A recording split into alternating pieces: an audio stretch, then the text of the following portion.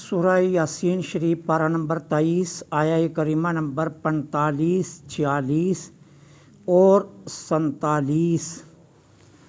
نحمدہ ونصلی ونسلم علی رسولہ الکریم، اما بعد فاعوذ باللہ من الشیطان الرجیم، بسم اللہ الرحمن الرحیم۔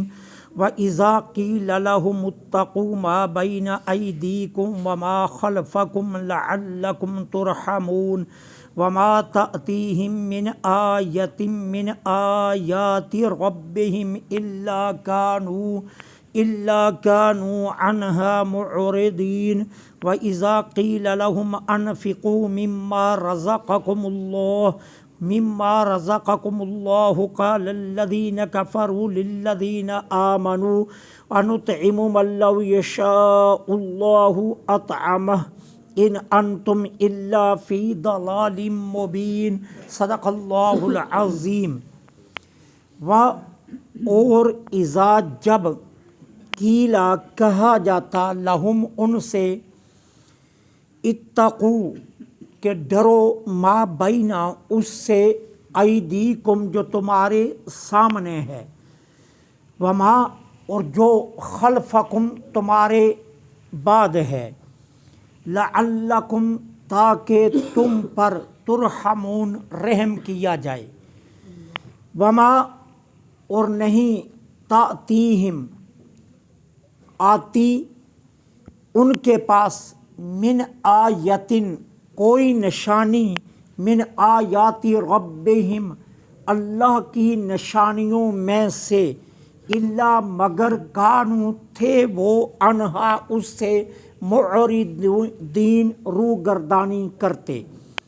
وَإِذَا اور جب قیلا کہا جاتا لہم ان سے، انفقوا کہ خرچ کرو، مما اس میں سے کچھ، رزقکم اللہ جو چیزیں اللہ نے تم کو دی، قال الذین کفروا تو کہتے کافر، للذین آمنوا ایمان والوں سے، انطعموا کیا ہم کھلائیں، من ان کو، لو یشاء اللہ اگر اللہ چاہتا، اطعمہ تو ان کو خود کھلاتا، ان انتم نہیں ہو تم، الا مگر، فی ضلال مبین کھلی گمراہی میں۔ یہ آیات سورہ یاسین شریف کی بڑی اہم اور بڑی سمجھنے کے لائق ہیں کہ جب ان سے کہا جاتا ڈرو اس سے جو تمہارے سامنے ہے۔ حضرت عبداللہ بن عباس رضی اللہ تعالی عنہما فرماتے ہیں، اس کا معنی یہ ہے کہ تم اپنی ماضی کی زندگی کے گناہوں جو تم نے کیے ہیں وہ تمہارے سامنے ہے نا، تمہیں معلوم ہے تم نے کیا کیا کیا ہے، ان سے سچی توبہ کرو۔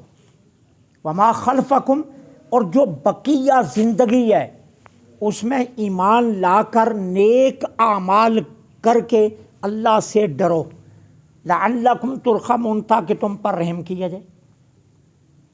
حضرت قتادہ فرماتے ہیں اس کا مطلب یہ ہے کہ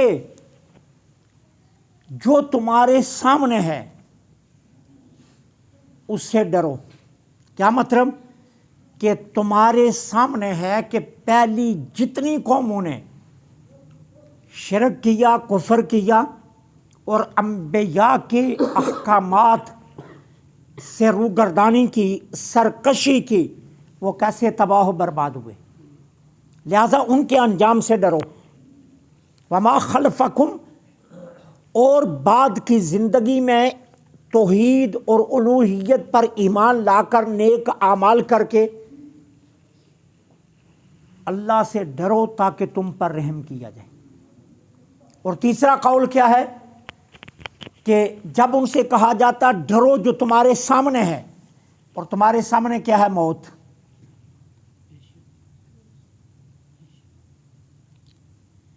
سامنے موت ہے، یہ یاد رکھنا۔ ایمان والوں کے لیے موت اللہ کا انعام ہے، اور کافروں کے لیے موت عذاب ہے۔ اس لیے کہا جا رہا ہے کہ ڈرو اس عذاب سے جو تمہارے سامنے ہے، اور تمہارے سامنے کیا عذاب ہے؟ موت۔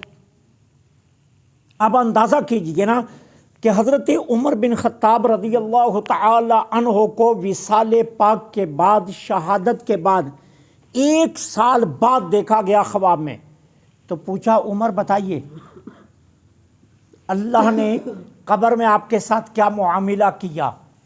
تو فرمایا باقی معاملات تو ایک طرف ہیں، 1 سال بیت گیا ہے، ابھی تک موت کی تلخی کو بلا نہیں سکا۔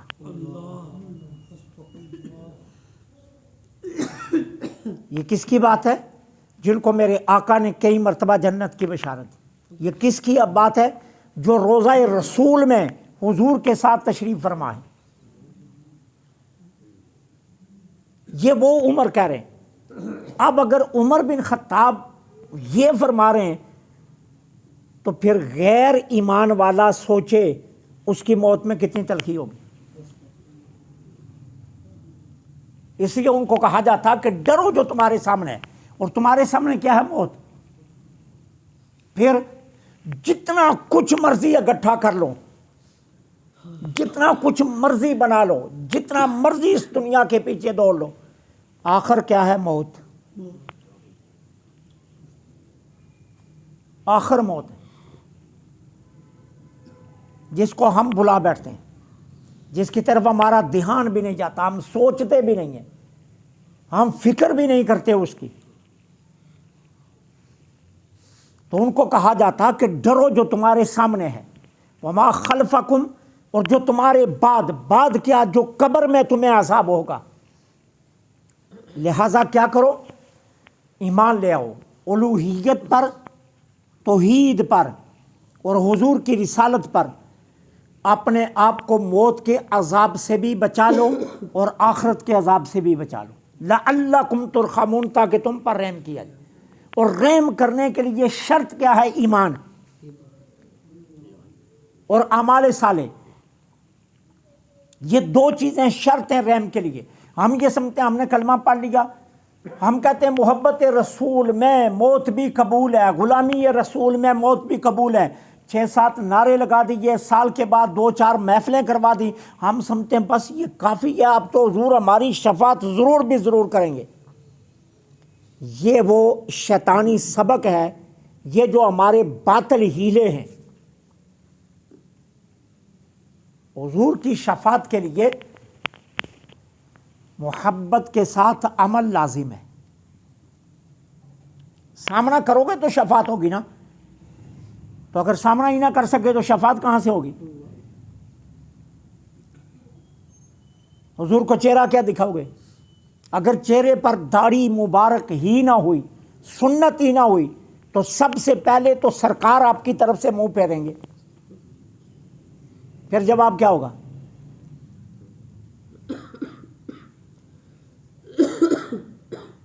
جب سرکار نے ہی چہرہ جہاں راہ پھیر لیا، اگلی بات کون سنے گا تمہاری؟ تو جب حضور کی اتباع ہی نہ کی تو پھر رحم کیسے کیا جائے گا؟ تو الوہیت اور توحید پر ایمان اور حضور کے احکامات پر عمل، یہ رحم کرنے کی شرط ہے۔ تو ان کافروں سے کہا جاتا کہ اللہ سے ڈرو جو تمہارے سامنے ہے اور جو تمہارے بعد ہے، تاکہ تم پر رحم کیا جائے۔ اور پھر اس آیت میں انہیں حکم کیا دیا جا رہا ہے؟ تعظیم الہی کا۔ اور اللہ کی تعظیم کا تعلق کس سے ہے؟ عبادت کے ساتھ۔ اللہ کی تعظیم و تکریم کا تعلق عبادت کے ساتھ ہے۔ جتنی عبادت کی جائے گی وہی اللہ کی تعظیم اور تکریم ہے، ٹھیک ہے نا؟ وہ پیر کرم شاہ صاحب الازہری رحمۃ اللہ علیہ ایک بات ارشاد فرمایا کرتے تھے، بات بڑی پلے میں باندھنے والی ہے۔ فرمایا کرتے تھے کرم شاہ تو سید ہے، تو بہت بڑا مفسر ہے، تو شیخ الحدیث ہے، تو شرعی کورٹ کا جسٹس ہے، سارے عہدے ایک طرف، لیکن تجھے ساری عمر ناک کی لکیریں نکالنی ہوں گی۔ یہ فرمایا کرتے تھے اکثر اپنے آپ سے فرمایا کرتے تھے تجھے ساری عمر ناک کی لکیریں نکالنی ہوں گی. اور ناک کی لکیریں نکالنے کا مطلب کیا ہے؟ اپنے کسی عہدے کی طرف مت دھیان دینا، ساری عمر اپنا ماتھا سجدے میں رکھنا. اللہ کی بارگاہ میں ناک کی لکیریں نکالنے کا یہ مطلب تھا. اور ناک کی لکیریں نکالنے کا دوسرا مطلب کیا ہوتا ہے کہ جب اساتذہ سخت ترین سزا دینے کے لیے کسی کو سب سے زیادہ شرمندہ کرنا چاہتے تھے، کہتے تھے زمین پر ناک کی لکیریں نکالو. تو کہا تجھے تو ناک کی لکیریں نکالنی ہوں گی. تو اس لیے یہ اصل یہ ہے. اب اس کے بعد فرمایا وما تاتیہم من آیۃ من آیات ربی، نہیں آتی ان کے پاس اللہ کی نشانیوں میں سے کوئی بھی نشانی. اب آیات سے مراد یا تو قرآنی آیات ہیں یا آیات سے مراد حضور کے معجزات اور وہ دلائل ہیں جو حضور توحید پر اور اپنی رسالت پر دیا کرتے تھے. مگر یہ کیا کرتے؟ الا کانوا عنہا معرضین، مگر یہ اس سے روگردانی کرتے. میں بار بار کہتا ہوں کوئی اور دلیل نہ ہو، یہ کائنات اللہ کی توحید پر سب سے بڑی دلیل ہے. اور حضور کوئی معجزہ بھی نہ لے آتے، سرکار کا صرف چہرہ جہاں آرا ہی معجزہ تھا. حضور کا جو حسن و جمال تھا، حضور کا جو حسن زیبا تھا، وہی سب سے بڑی دلیل تھی. وہ آپ کو یاد ہے نا کہ جب نجران کے عیسائیوں سے مبالغہ ہونے لگا تو آقا کریم علیہ الصلوۃ والسلام اللہ کے حکم سے سیدہ فاطمہ الزہرا اور حضرت علی اور حسنین کریمین کو لے کر چلے. اور مخصوص جگہ پر وہ نجران کے بڑے بڑے پادری بھی آئے ہوئے تھے. تو جو ان کا سب سے بڑا پادری تھا نا، جب ان 5 ہستیوں کو آتا دیکھا اس نے کہا بھاگ جاؤ، یہ جو آنے والے چہرے ہیں یہ جھوٹے نہیں ہو سکتے. اگر آج ان کے ہاتھ اٹھ گئے قیامت تک دنیا کے کسی ذرے پر کوئی عیسائی زندہ نہیں رہے گا. وہ بھاگ گئے، انہوں نے مبالغہ نہیں کیا. تو وہ چہرے ہی کافی تھے. لیکن اس کے باوجود حضور سراپا معجزہ بن کر آئے. جس نے جیسا معجزہ مطالبہ کیا سرکار نے ویسا معجزہ دکھا دیا. لیکن یہ کیا کر رہے ہیں؟ ہر ایک دلیل سے اعراض کر رہے ہیں. اب یہ کون کرتا ہے؟ متکبر. یہ کون کرتا ہے؟ ضدی. یہ کون کرتا ہے؟ سرکش. یہ کون کرتا ہے جو کہتا ہے میں نہ مانوں. اور جو حق کا متلاشی ہوتا ہے وہ حق کے لیے جب مطالبہ کرتا ہے، تلاش کرتا ہے، تو حق کے لیے اسے جو بھی چیز نظر آ جائے وہ فوراً حق کو قبول کر لیتا ہے. اب دیکھیں نا، جو حق کے متلاشی تھے انہوں نے کیا کہا؟ کھجور کا گنچا ٹوٹ کر آپ کے پاس آ جائے میں ایمان قبول کر لیتا ہوں. تو وہ آ گیا تو اس نے کلمہ پڑھ لیا. درخت چل کر آ جائے تو میں ایمان قبول کر لیتا ہوں، قبول کر لیا. اور جو ضدی اور سرکش تھا اس نے کیا کہا؟ چاند ٹکڑے کر کے دکھا دو. چاند ٹکڑے ہو گیا لیکن ایمان پھر بھی نہیں لائے. تو ہمیشہ حق کا متلاشی رہنا چاہیے. ضد، اناد اور تکبر میں نہیں پڑنا چاہیے کہ میں ضد اور اناد پر کہ جی میں نے یہ مسلک قبول کرنے کا فیصلہ کر لیا ہے کہ میں نے کہنا ہے حضور غیب نہیں جانتے، حضور نور نہیں ہے، حضور فلاں نہیں ہے، حضور یہ نہیں ہے، نماز جنازہ کے بعد دعا نہیں ہے. بس میں نے اس ضد پر قائم رہنا ہے. آپ مجھے خود بتائیے کہ کیا اللہ سے مانگنے کے لیے بھی دلیل چاہیے؟ آپ ذرا سوچئے تو صحیح نا، اللہ سے مانگنے کے لیے بھی دلیل چاہیے. یار نماز جنازہ کے بعد دعا ہی مانگنی ہے نا، تو اللہ سے مانگنے کے لیے بھی اگر دلیل چاہیے تو پھر اس کے بعد اب حد کیا چیز رہ جاتی ہے ایمان کی؟ کوئی چیز رہ جاتی ہے ایمان کی؟ پھر اس کے بعد کیا ہے کہ جی اللہ سے مانگنے کے لیے بھی ٹائم چاہیے، اللہ سے مانگنے کے لیے بھی وقت چاہیے، اللہ سے مانگنے کے لیے بھی جو ہے نا کچھ چاہیے. اچھا جب سامنے میت پڑی ہو، اس سے زیادہ بہترین موقع اور کون سا ہے اللہ سے مانگنے کا کہ جب انسان کو اپنی موت بھی یاد آ رہی ہو. تو اس پر بھی انسان دلیلیں مانگے، اس کا مطلب ہے وہ سرکش ہے، وہ متکبر ہے، وہ ضدی ہے. اس پر پھر کوئی دلیل اثر نہیں کرتی. پھر کہا گیا وَإِذَا قِيلَ لَهُمْ، اور جب ان سے کہا جاتا خرچ کرو اس سے کچھ، مما کا لفظ بڑا قابل غور ہے، من ما یہاں کچھ کے معنی میں ہے، اس میں سے جو کچھ خرچ کرو جو چیزیں اللہ نے تم کو دی ہیں۔ اب دیکھو اس لفظ میں کتنے نقطے ہیں۔ سب سے پہلی بات، بھائی گھبراتے کس سے ہو؟ اللہ نے سارا مال تو نہیں تم سے مانگا، کچھ مانگا ہے، اور اگر 40 روپے میں 1 روپیہ تمہیں دینا پڑ جائے تو کون سی بڑی بات ہے؟ 39 تمہارے اور 1 میرا۔ اب ایک انسان آپ کو 100 روپیہ دے، ٹھیک ہے، اور 100 روپیہ دے کر کہے بھائی اس سے کام کاج کرو، تم جتنے مرضی کماؤ مجھے اس سے کوئی غرض نہیں، بس 2.5 روپے مجھے دینے، تو اس میں کون سی تکلیف والی بات ہے؟ اب کہا سارا مال تو نہیں تم سے مانگ رہے، کچھ مانگ رہے ہیں۔ نمبر 2، اپنے مال میں خرچ کرنا بخل ہے، اور کسی کے دیے ہوئے مال میں خرچ نہ کرنا یہ اس سے بڑا بخل ہے۔ کہا تم سوچو تو صحیح، رزقکم اللہ، تمہارے پاس جو کچھ ہے اللہ نے تم کو دیا ہے، تمہارا اپنا ہے کچھ؟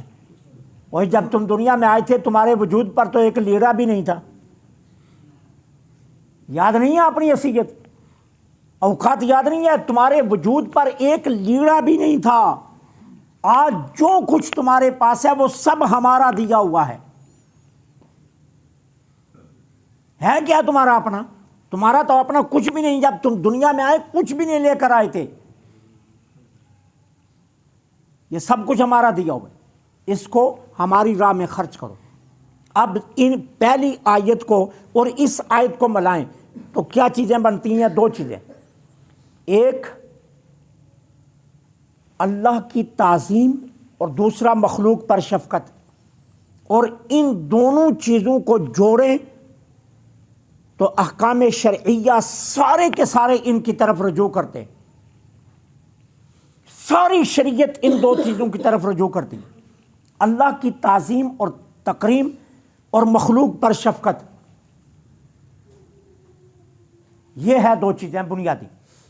اب اللہ کی تعظیم کے لیے عبادت ہے اور مخلوق پر شفقت کے لیے کیا ہے کہ اللہ کے دیے ہوئے مال کو ناداروں، غریبوں اور مستحقوں پر خرچ کرنا، یہ 2 بنیادی چیزیں۔ اب یہی جو 2 بنیادی چیزیں ہیں نا، ان کو جوڑیں تو احکام شریعت بنتے ہیں سارے کے سارے، اب اس کے علاوہ اور کچھ بھی نہیں ہے۔ پھر دیکھو مخلوق پر شفقت کے لیے تمہیں کہا گیا کہ مخلوق پر شفقت کرو۔ اب جو انسان مال خرچ کرتا ہے نا، اس کے لیے انعامات دیکھو کیا ہے۔ اب اللہ فرماتا ہے یہ مت سمجھو یہ اس کی مشیت اور حکمت ہے، اس میں تمہارا کمال نہیں ہے۔ اللہ نے بعض لوگوں کو خوشحالی عطا کی، مال دیا، اور بعض کو فقیر اور غریب رکھا، کیوں؟ تاکہ جو مال والے ہیں وہ اپنا مال بدحالوں پر، غریبوں پر خرچ کر کے مال کا شکر ادا کریں، اور جو غریب ہے وہ صبر کریں۔ اب انہیں صبر کا پھل ملے گا، انہیں مال کی نعمت کے شکر کا پھل ملے گا، یہ اللہ کی حکمت اور مشیت ہے۔ ورنہ اللہ چاہتا سب کو امیر کر دیتا، اللہ چاہتا سب کو یکساں رکھتا، کہا نہیں، یہ اس کی حکمت اور مشیت ہے کہ کچھ کو خوشحال کر دیا تاکہ وہ غریبوں پر مال خرچ کر کے اس نعمت کا شکر ادا کریں، اور کچھ کو فقیر رکھا تاکہ وہ صبر کریں اس حال میں اور انہیں صبر کا پھل دیا جائے۔ اب سیدنا ابو ہریرہ رضی اللہ تعالیٰ عنہ روایت فرماتے ہیں جب صبح ہوتی ہے بندے اپنے بستروں سے اٹھنا شروع ہوتے ہیں تو آسمان سے فرشتے آتے ہیں، ایک پوری جماعت فرشتوں کی۔ ایک فرشتہ آ کر کیا کہتا ہے؟ اے اللہ، جو اپنا مال آج تیری راہ میں تیرے غریب بندوں پر خرچ کرے تو اس کے مال میں برکتیں عطا فرما اور اسے اس کے مال سے کئی گنا زیادہ بدلہ دے۔ باقی فرشتوں کی جماعت کہتی ہے آمین۔ اور پھر وہ فرشتہ کیا کہتا ہے؟ اے اللہ، جو آج بخل کرے اپنا مال روکے، تیری راہ میں نہ خرچ کرے، تو اس کے مال کو ضائع کر دے۔ باقی سارے فرشتے کہتے ہیں آمین۔ اب ضائع کرنے کا یہ مطلب نہیں ہے آج دکان کو آگ لگ جائے، آج بینک لوٹ جائے، آج جہاں پیسے رکھے ہیں وہاں چوری ہو جائے، ڈکیتی ہو جائے، یہ نہیں ہوتا ہے۔ اب ضائع کرنے کا مطلب کیا ہے؟ اللہ اس کے مال سے برکتیں ختم کر دے۔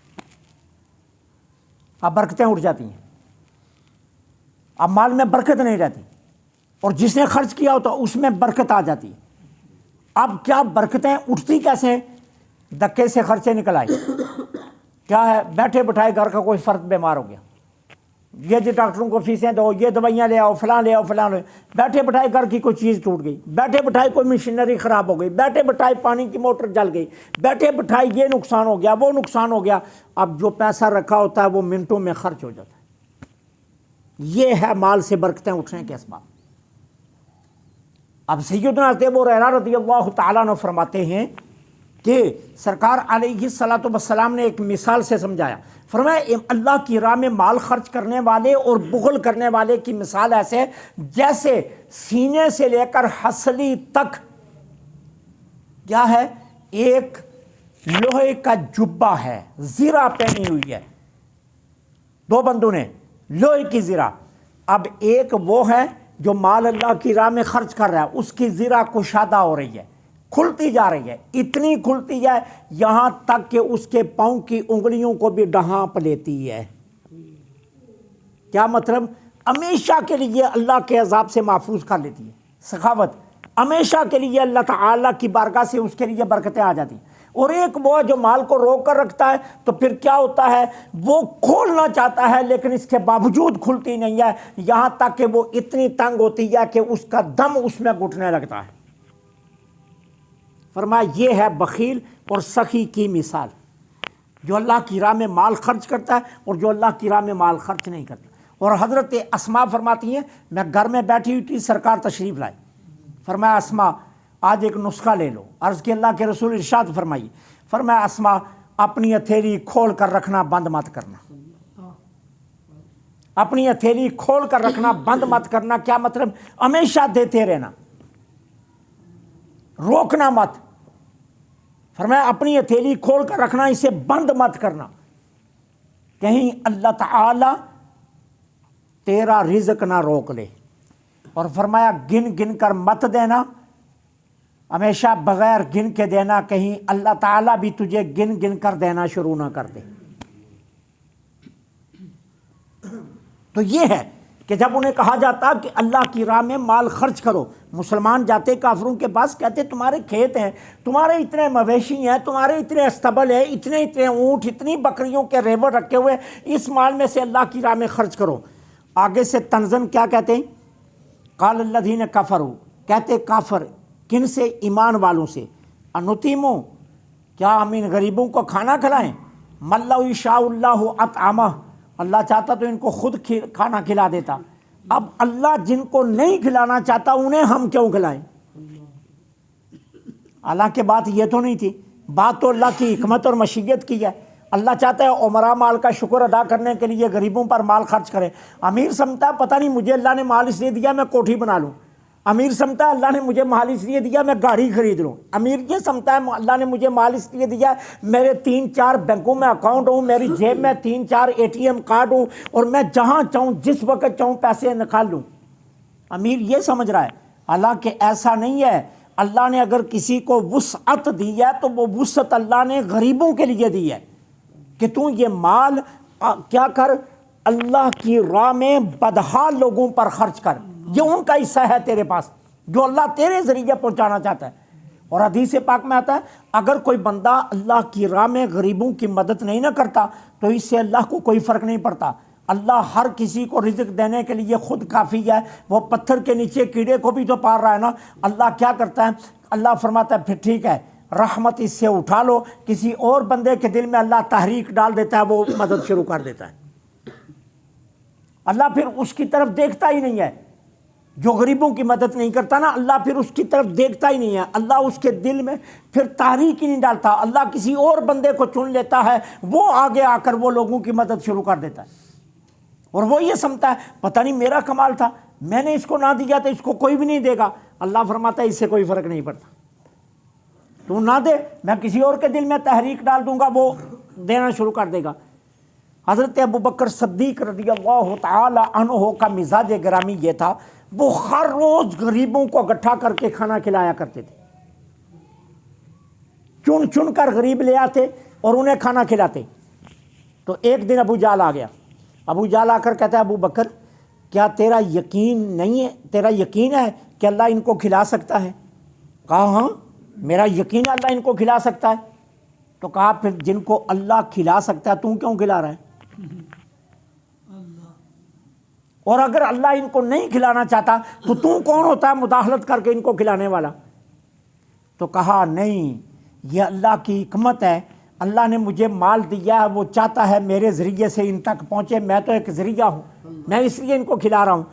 تو ابو جہل نے آگے سے کہا ان انتم الا فی ضلال مبین، ابو بکر تم تو کھلی گمراہی میں بہک گئے ہو۔ اللہ نے کہا ابو بکر نہیں بہکا، ابو جہل تم بہک گیا ہے۔ ابو بکر نہیں بہکا ہے، بہکا تو ہے، کھلی گمراہی میں تو ہے، یہ نہیں بہکا ہے، تو بہک گیا ہے۔ اللہ چاہتا تو سب کو خود کھلا دیتا، لیکن وہ سب کو خود نہیں کھلاتا، خوشحالوں کے ذریعے بدحالوں کی مدد کروا کر وہ چاہتا ہے کہ تم احکام شرعیہ کے رجوع کے لیے حقوق اللہ اور حقوق العباد ادا کرو، اس طریقے سے تم اللہ تعالیٰ کی رضا اور خوشنودی حاصل کر لو گے، اور جب تم بندوں پر رحم کرو گے پھر اللہ تم پر رحم کر دے گا۔ وہ کہتے ہیں نا ایک